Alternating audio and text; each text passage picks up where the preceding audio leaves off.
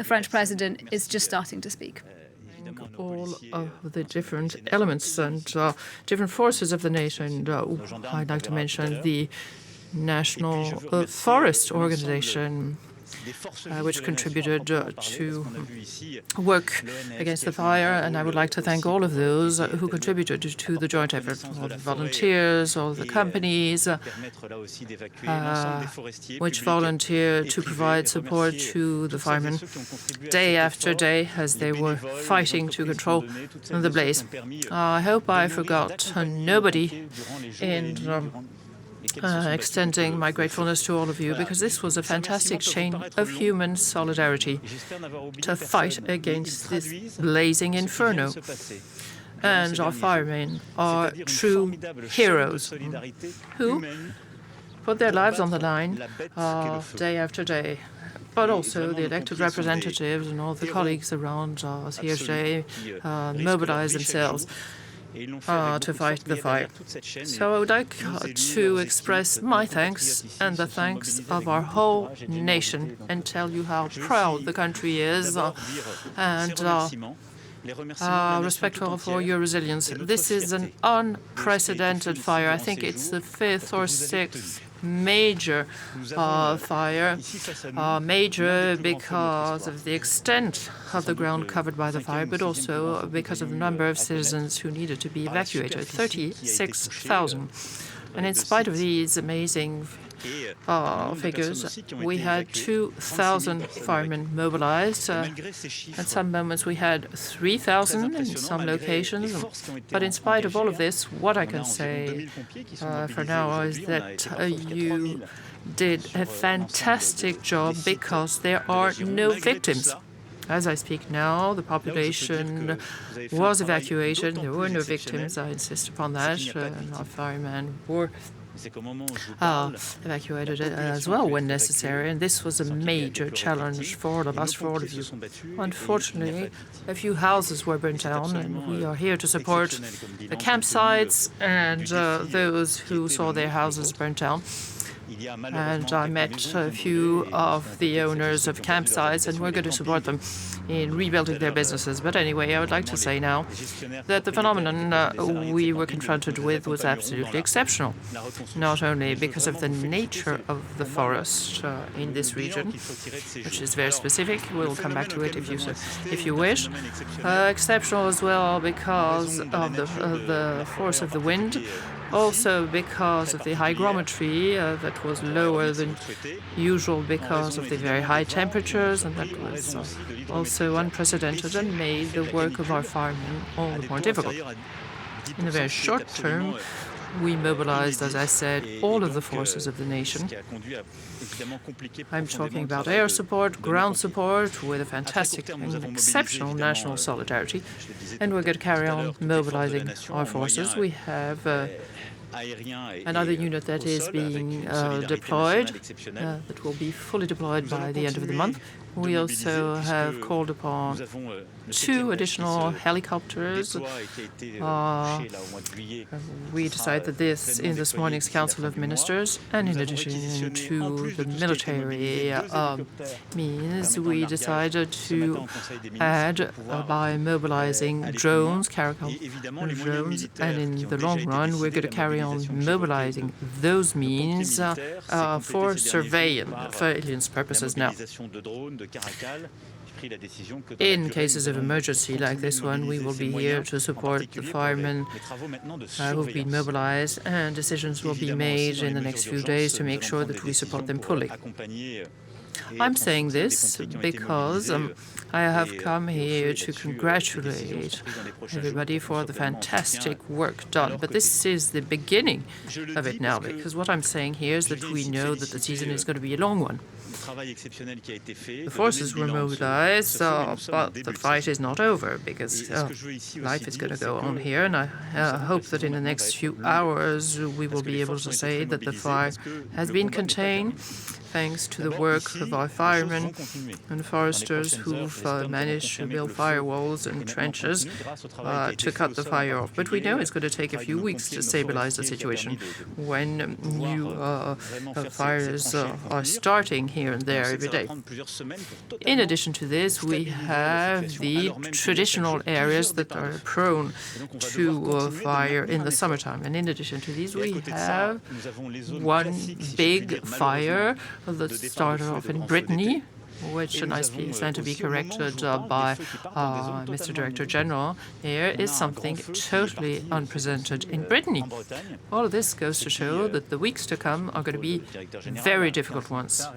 We did our utmost in the past few years to prevent these kind of things. The investment in the protection of civil society increased by 15% lately. So we mobilized forces and means. We re-equipped our fleet and modernized it. We have the most modern fleet in Europe. And we had 2 Dash in 2019. We have 7 now. We have a fleet of 22 aircraft now. And in spite of all of these means, we need to see that the change that we're going through now is not something that is specific to France, but in the whole Mediterranean region and even beyond that.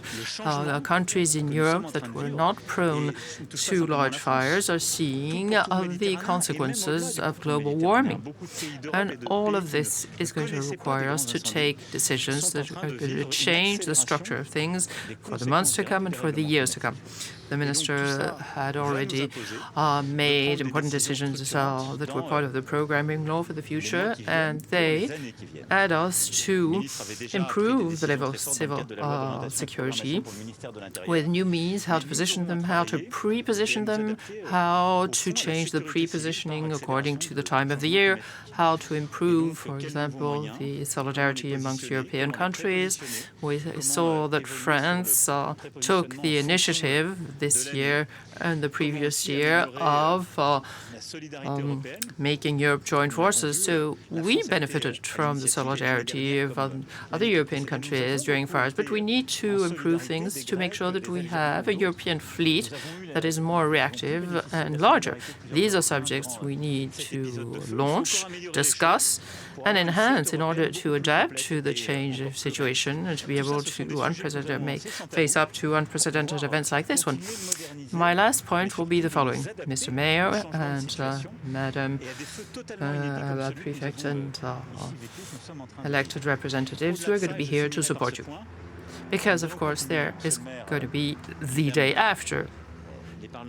We need to manage to control the fire, put an end to it, secure the area and the region, and prevent new fires from lighting up in the future. So we need to rebuild things, and we're going to start reconstructing the region by launching a major national project to replant the forest. This will be a humongous project, and I would like to pay tribute to the volunteers who were here to support the fire brigade.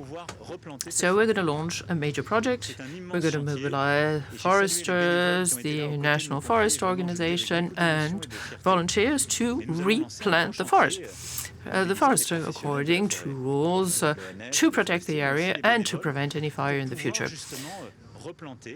Of course, we will work with the state and the elected representatives to rebuild the forest and prevent any risks for today and the future. And we are also going to support the different economic stakeholders, not only the different businesses, but also insurance companies to make sure that they react very fast and provide support to those who are entitled to it, but also provide a support system for employees. Many seasonal workers have seen their season come to an end when these were the months during which they generated their revenue for the year. So we will provide unemployment benefits to be able to help and support them. And I'm also saying this to the hotel and restaurants and campsites that we will provide the support to them to help them rebuild their businesses. And we're going to do so by going by the book, abiding by the rules, and rebuilding campsites according to the rules. And this is what we're going to do during the next few months. So I would like to express the solidarity of our nation, my huge